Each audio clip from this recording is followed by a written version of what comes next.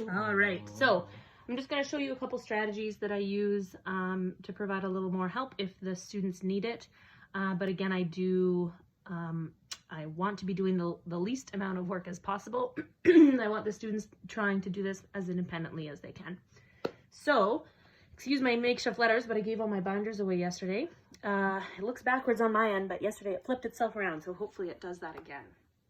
So let's say the first word I wanted to be spelling was now. That's the first word in the lesson. So I am going to say it slow a couple times, but I do want the students to be doing that as well. I want them to practice using these strategies to figure it out on their own so that when they're writing, they're able to use these same strategies to figure it out by themselves. So now, and I would have them saying that with me now. If they're still not doing, starting to build the word, I would give them a clue. Let's figure out the first sound together. Now. They're going to tell me that that's the sound N.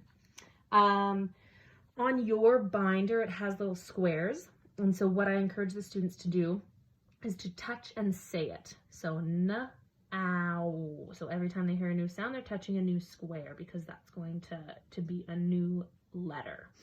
N, ow, ow. Ow is a word chunk that we've done. I'm going to, if they're still not getting that by themselves, I'm going to refer them to the word wall word that we learned for the sound ow. And then we're going to copy the ow sound from that.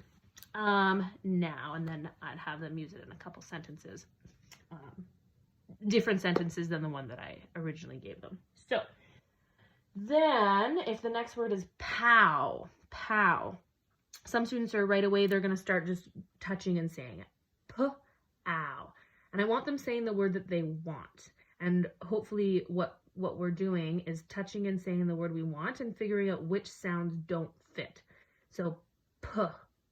If the first sound I want is a p, but I'm touching an n, I need to get rid of that. P. And now I'm going to bring that up. Now I'm going to continue touching and saying it to double check it. P-ow. Perfect. That's the word we wanted. That's the word that I said. And when I touched it, it made sense. For other sounds, especially those in, I can't remember if it's group 1 or 2, which one's which, but they're going to need a little more help, and you might have to say, we're going to change the first sound in this word to make a new word. So let's get rid of that first sound and drop it down. I usually say drop it down is my terminology, so we drop it down. Let's find out which new sound I'm going to need to make the word pow. So help them out a little bit more to make that next word. So then maybe I want to do owl. And even with a student who can change initial sounds really good, I might have to give them a little more support here and say, okay, so we're going to get rid of that P. We're going to get rid of that P. And we're going to scooch over our ow sound because our ow sound is now going to be at the beginning of our word, ow. Because we're going to spell the word owl. An owl is a bird that comes out at night, or an owl is the bird that we saw on Otwell Day, owl. Hopefully they're touching and saying again, owl. If not, I'm going to say, I think we need a different N sound for this word, owl. Oh, good. And again, so then if I want to go back, if you're switching from initial to end, you're going to have to kind of give them a clue about that, probably, especially if they're struggling at first. So if I want to spell the word plow, in the spring, the farmer will plow his fields. Plow. I'm going to give a clue. I hear two sounds. I hear a blend on the beginning of that word. Plow. And so let them try it out a couple times, but then you might need to give a little more support. Let's get rid of that L.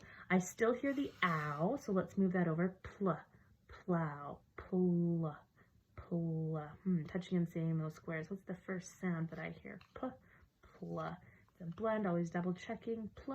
Ow. Awesome. So those are just kind of some of the terminologies and strategies that I use, but feel free to try it out with your own student. Feel free to let me know if you find something that's working better for them. Talk to you later.